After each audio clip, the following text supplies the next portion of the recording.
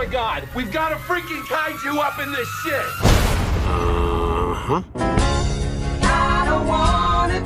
Bonjour à toutes et à tous mes amis, j'espère que vous allez bien et aujourd'hui c'est une question du film The Suicide Squad écrit et réalisé par James Gunn, notamment connu pour avoir signé les deux volets des Gardiens de la Galaxie, donc qui font partie donc des Marvel les plus appréciés. Bon, personnellement, moi c'est les deux, ça fait partie donc des Marvel que j'aime le moins. Voilà, j'ai jamais eu la chat avec la team des Gardiens de la Galaxie, voilà, Star-Lord, Drax, Groot, etc. Enfin, j'ai jamais trop adhéré à cette team là. Pourtant, je reconnais que James Gunn a visuellement un style et une patte artistique, ça c'est indéniable, et je reconnais aussi que voilà, même pour quand il avait fait ses Marvel, il avait même lui expliqué qu'il n'avait pas vraiment eu de cahier des charges à respecter, enfin bien qu'on lui demandait donc d'inclure Thanos dans le premier film et aussi donc de mettre un peu des connexions avec les Pères d'Infinité, etc. Voilà, pour que ça ait quand même des connexions avec les autres films Marvel, etc. pour que l'histoire elle soit minimum connectée, qu'il y ait quand même une certaine timeline de respecter. Mais voilà, moi j'ai jamais eu la team, moi j'ai jamais vraiment eu la clash avec le style de James Gunn. Voilà, j'ai détesté le deuxième film. Enfin, le deuxième, je trouve qu'il avait un univers encore plus approfondi. Non, c'est le premier plutôt que j'ai détesté. Vraiment, le deuxième, j'avais plutôt trouvé ça sympathique. Voilà, je trouvais qu'il y avait une bonne ambiance, il y avait une bonne visuelle. Même la scène, même la séquence d'ouverture des Gardiens 2, je l'avais trouvé assez bonne, vraiment. Et le premier, par contre, j'avais pas du tout adhéré. Enfin, à l'époque, au cinéma, limite, j'ai trouvé ça vraiment nul, j'ai trouvé ça idiot. Bon, ça, c'est fait pour être idiot. Voilà, c'est un film. Voilà, c'est totalement le proto au second degré. L'humour, etc., c'est complètement, du second degré, c'est de la rigolade, on va partir, voilà, c'est du Marvel pour moi très bas de gamme. Je sais que certains d'entre eux adorent, voilà, je sais que j'ai des amis youtubeurs qui adorent ce film là, mais moi non, j'ai jamais eu la tchatch avec les Gunners, je comprends pas pourquoi. Donc du coup, James Gunn à l'arrière de The Suicide Squad, en connaissant un peu le style d'essai, en connaissant un peu la tournure du truc, je me suis dit, il peut apporter un truc. C'est vrai qu'il peut apporter vraiment quelque chose de très bien à DC. Et effectivement, c'est vrai que son film est extrêmement jouissif. Il est très lumineux, il est très violent, il est très drôle. Voilà, les dialogues, ils correspondent bien aux personnages. Les personnages sont plutôt bien exploités. Cette fois-ci, ils sont pas représentés 10 000 fois. Voilà, cette fois-ci, au contraire, on nous explique 2-3 choses à leur sujet, voilà leur super pouvoir, voilà, tout au long du récit, on va les exploiter de la manière possible, voilà, on va nous expliquer un peu leur passé tout au long du film, voilà, quand ils vont discuter, quand ils vont avoir des interactions entre eux, voilà, on va en apprendre un peu plus sur leur passé, et via un montage astucieux. D'ailleurs, il y a un montage astucieux à un moment donné, c'est que à un moment, il y a dans une scène, voilà, donc par exemple, la fille qui contrôle les rats, elle explique un truc sur son passé à propos de son père, et au lieu, voilà, de nous faire des flashbacks et de nous sortir donc de la scène auquel on est en train d'assister, ça va être projeté juste à côté d'elle. Voilà, en fait, ils sont dans un bus, et du coup, ce qu'elle raconte, en fait, ça va être projeté, en fait, sur la fenêtre du bus où ils sont, et du coup, je me suis dit, ah, bah, ça, c'est une bonne idée, voilà, parce que du coup, ça permet, du coup, de pas avoir de flashback comme ça qui nous sortent du film, et du coup en fait en même temps on reste dans la scène mais aussi on assiste à ce qu'elle dit. Voilà, c'est pas ce qu'elle dit, c'est projeté sur la fenêtre, et du coup ça, je trouve que c'était une idée de mise en scène assez intéressante. Sinon le film est une suite indépendante au Suicide Squad premier du nom de David Ayer, c'est à dire que bah, de toute façon on sent la différence très nette entre les deux. Enfin, je veux dire, The Suicide Squad est un film beaucoup plus lumineux, beaucoup plus clair, beaucoup plus approfondi, même dans les personnages, etc. Là on a vraiment le film qu'on nous a promis, alors que Suicide Squad de Ayer, le montage, hein, il avait été amputé de pas mal de scènes de montage. David Ayer n'avait pas eu carte blanche. Et puis, c'était un film beaucoup plus sombre. On nous surexploitait les personnages, enfin, on nous surprésentait les personnages. Donc, on avait eu 10 000 scènes où on nous expliquait qui était le personnage. À un moment donné, le film avait beaucoup de mal à démarrer, alors que moi, The Suicide Squad, voilà, dès le début, on nous fout une scène d'introduction qui nous met bien dans le truc, et on se dit, ah bah voilà, là, on est directement dans le thème, on est directement dans le film, etc. Donc voilà. Alors, on retrouve quand même quelques têtes du casting original, notamment Margot Robbie dans la Queen, qui est toujours aussi excellente. Cette fois-ci, ils ont trouvé le compromis, en fait, entre son look dans Birds of Prey, enfin, dans Birds of Prey, c'est son film à elle, mais cette fois-ci, en fait, ils ont totalement renouvelé, hein, ils ont totalement revisité son style, et je crois d'ailleurs que son déguisement, parce que j'ai un ami qui s'y connaît pas mal dans les comics, et en fait le look qu'elle a dans celui-là, à savoir le rouge et le noir, en fait ça appartient en fait à son look original, donc des comics et des dessins animés Batman.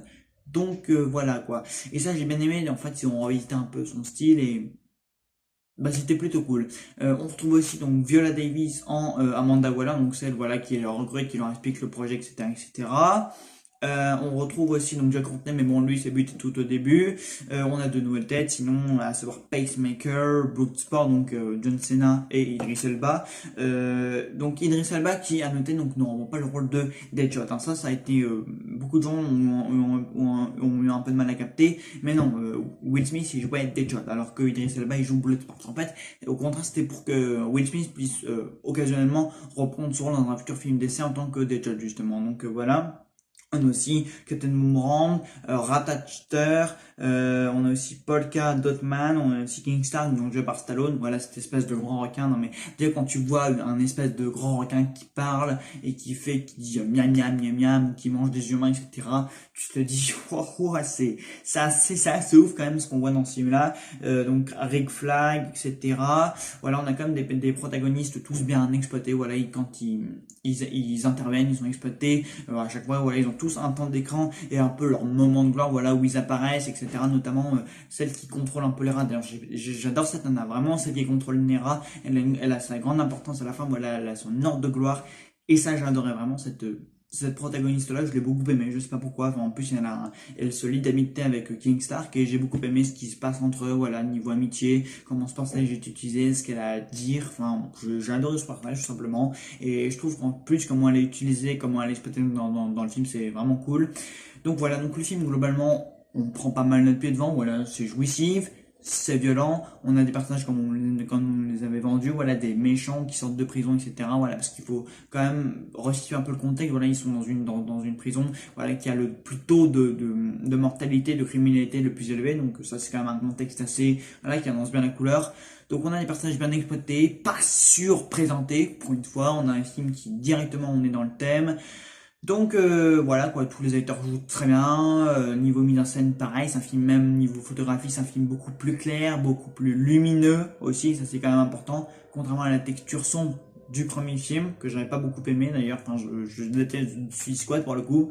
Et voilà, donc globalement oui le film est très sympa, voilà tous les personnages sont assez bons, il y a pas mal, il y a de très bonnes scènes où on prend bien notre pied, donc ça c'est plutôt cool, c'est drôle, voilà, il y a des bons dialogues qui correspondent bien au film, c'est de total second degré. De toute façon, c'est un film qu'on va voir en totale décontraction, hein. Il n'y a pas un moyen on va pas voir juste quoi, dans on voir un film de super-héros, d'auteur sombre, etc. Mais il y a un petit souci par rapport à ça, c'est que ce film-là, tout simplement, c'est plus fait pour moi. Alors, j'aurais aimé en parler parce que en fait, ça me tenait un peu à cœur de vous le dire. C'est que je suis arrivé à un moment, voilà, même moi personnellement, où The Suicide Squad n'est plus vraiment le style de film de super-héros qui me correspond. C'est-à-dire que moi, je me souviens à l'époque en 2017 où j'avais été voir le film Logan, donc de James Mangold, donc qui était le dernier film donc qui signait le au revoir, en gros le adieu donc de Hugh Jackman à Wolverine. Et je me souviens que quand j'étais sorti de Logan, j'avais l'impression vraiment d'avoir vu un vrai bon grand film de super-héros, un vrai film sombre, vraiment un grand film de super-héros, etc. Un peu comme Dark Knight, etc., etc.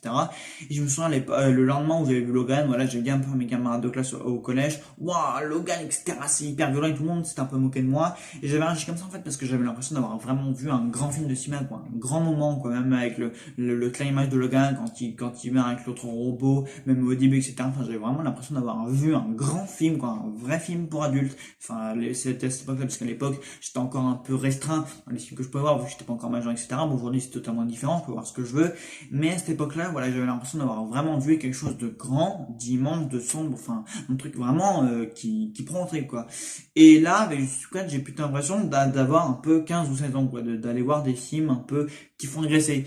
Et je me rends compte qu'en fait, c'est plus vraiment le style de film qui me convient, quoi. J'ai beaucoup aimé, c'est très sympathique.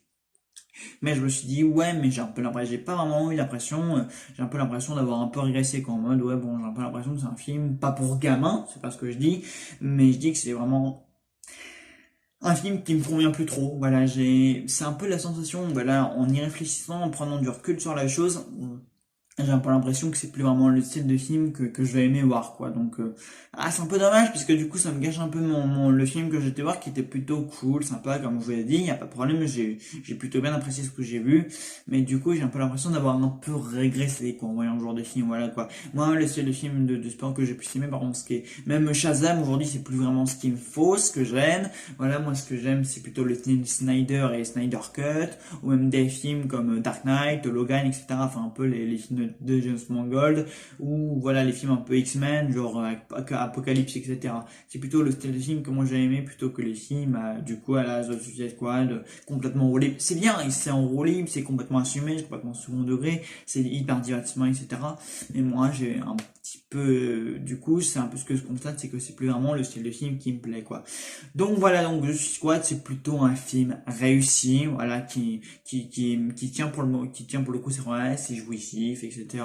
Voilà, quoi, avec de bons personnages bien exploités, tous bien mis en avant, voilà, on apprend à les connaître et à s'attacher à eux. Bon, évidemment, vers la fin, voilà, camaraderie, ils finissent tous copains, etc.